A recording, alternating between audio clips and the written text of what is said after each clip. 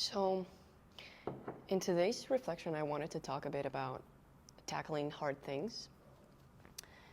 Because I've been realizing that the hard part of it, it's always the start. Like, it's not the difficulty or the duration of the task itself, which can also be a factor, but it's more about the starting that's hard for me. Like, it's not the workout that's so hard, it's really the changing my clothes and going to the gym. It's not the study session that's so hard, it's literally getting my ass to the library or just in front of my desk or whatever. And one interesting way that I've been challenging myself every single day is through journaling. I'm journaling in Hungarian just as a language practice.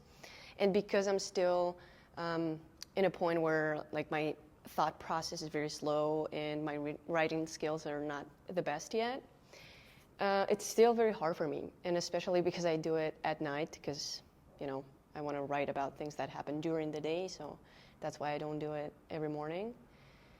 And, at night I'm just in grandma mode, like I'm an early bird and I'm very productive during the day, but then at night it's just leave me alone. And I know it's just stupid because it's like literally writing a couple of phrases. It's literally pen and paper. Like, how is it that it's sometimes so painful? Like, I literally see my journal, which is this one. It's pretty nice, by the way. Like, I've been journaling since September, the 26th of September. And I'm almost done with the thing. I think I've missed like 4 days in like almost 5 months. Yeah, 5 days. So I've been very consistent with this. And it's been painful at times, as I'm saying. And also, by the way, I have my teacher correcting me this notes. So it's very practical. And I just ask myself, like, why is it so painful? Sometimes I just see the journal and I'm like, oh my God, the last thing I want to do now is like switch my brain to Hungarian and start writing. And I think it's painful also because I'm thinking too much ahead. So I try to really focus on the next step. Like every time I get into this, I don't want to do it mode, I'm like, okay, next step, get the journal. The moment my hand touches the journal, it's just different. Okay, it's like, okay, first step, done. And it's been easier, but I've been thinking about different ways of removing friction. And first of all, I'm removing like physical friction by literally leaving my journal next to my bed every morning. Every day.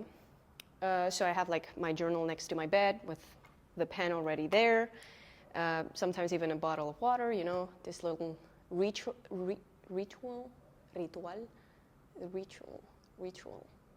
I don't know how to pronounce that word. Ritual. Oh my God. Anyways, I will check that. I will check how to say that word after this video.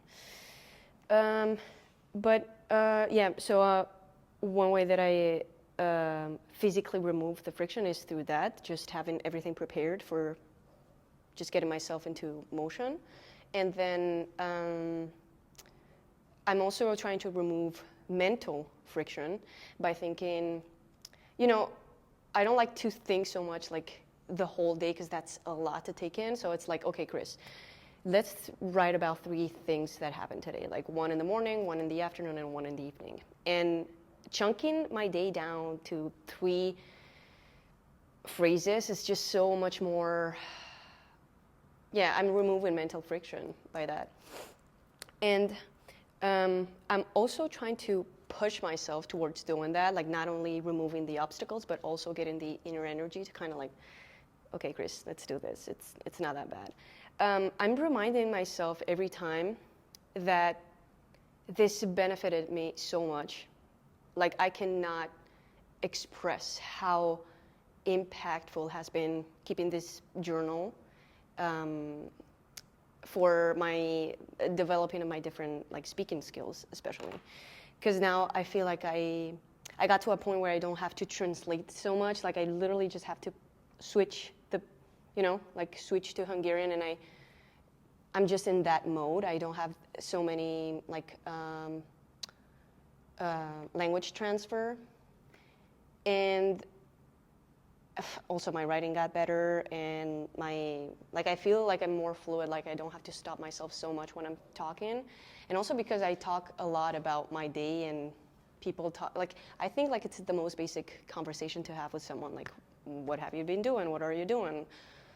Just talking about our days, and it's literally things that I write about in my journal. So it's like a very good practice. Then I also try to sometimes integrate new words that I learn in my journaling practice, and it's like also kind of a space repetition technique, to just sometimes I try to integrate a new word like 5 days in a row in my journaling session. So the 6th day I'm already like using it very naturally. And what was I going to this? I wrote here some thoughts. So that's one way that I've been trying to remove friction and also like get energy to do this, which I know it may seem like a stupid thing, like, Cris, you're literally writing a page per day about your day in a different language. I know there are many people out there doing way more difficult things and whatnot, but it's my struggle, and I don't care right now. But then also, I've been implementing new ways to tackle hard things. Not only that applies not only to my journaling session.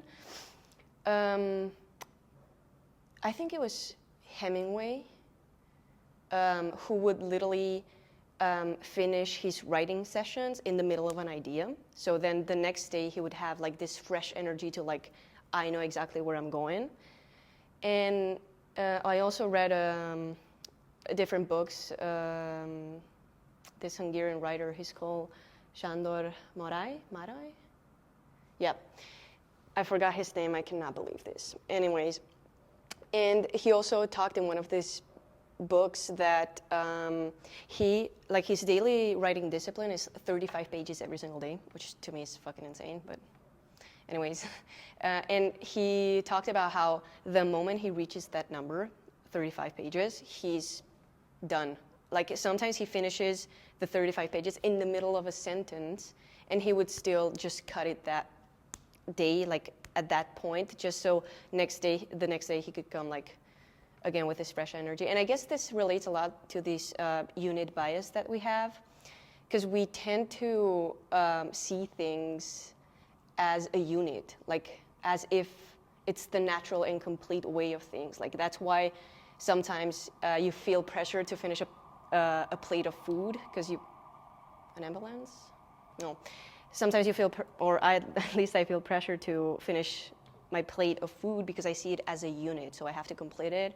Or it happens the same with books. It's very hard for me to, well, now I've been getting better at just quitting books that I don't like, just because of this unit bias, like, oh my God, I have to finish it. Like it has to be complete. And where was I going with this? So I've been reading about these techniques, and I feel like I've called them, I don't know if they have a name, which if they do, please let me know. But I guess the stop-in method is a really good name for it. And I've been applying this to my learning too. So for example, right now I have to prepare for different exams because I'm studying history, literature, and different subjects related to Hungarian culture in Hungarian. So I have to do a lot of grammar drills as well, and I hate them, but I have to do them. And one interesting thing that I've been playing with is this. Okay, so I'm doing an exercise, and I would literally finish like my study session in the middle of the phrase. Like even if when I'm drilling my grammar things, I'm just like, I finish here. And the moment the timer, like, because I have a very hard time coming back. Like taking breaks for me, it's just like, I prefer to have like a big 1.5 hour study session and then have a big break and then maybe come back. That's why I sometimes like do one in the morning, one in the evening, because it's a big break between those two. But I've been trying to like, okay, 45 minutes, a little break, and come back. And I've been luring myself into this coming back by leaving this itch to be scratched, like, I haven't finished that sentence in my exercises. Or I have to write essays and I have to read articles and whatnot. And I'm like, okay, do not finish reading the whole phrase, like the whole paragraph, let's say. Leave this in the middle of the paragraph. And then even during my break, I'm like, I have to go back. Like it's, I'm getting obsessed over finishing this unit. And I think it's quite a good technique. Like I do this even with podcasts. Like as soon as I finish a podcast, I'm like, okay, I have to start another one just so next time it's easier for me to just click the podcast instead of that song that I've already listened to so many times. And, instead of daydreaming about whatever my mind is up to, I don't want to waste this learning opportunity. So yeah, I do that. So when I see that the podcast is already, like it has already started, I'm like, okay, it's more likely for me to click on the podcast rather than on the song. If that makes any sense, I don't know if any of what I'm saying makes any sense for you, but yeah, I wanted to share because it's been very helpful for me. And even starting this, to record this video, the hardest part was the starting, because it's like, okay, I have my ideas, I know what I want to say more or less, but like clicking the start button was like the hard part, and I still did it. I really need to know, you see, like I really need to know how ritual is pronounced. Voy a traductor o a ChatGPT. Ritual. Why does it sound so strange to me? Ritual. De toda la vida de Dios. So I hope this helped you somehow. That was today's reflection, today's thinking out loud. Yeah, I think I said everything I had on my mind.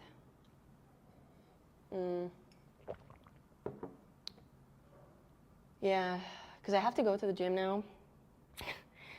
And guess what the hardest part is?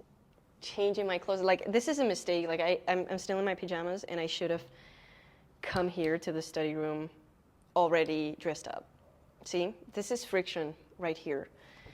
But anyways, at least now I have a new jump rope. And I'm very excited. So it's like I'm excited to go to the gym. It's one of those rare days where I really feel like I really want to go to the gym. And yeah, have a good day. I will see you in the next one.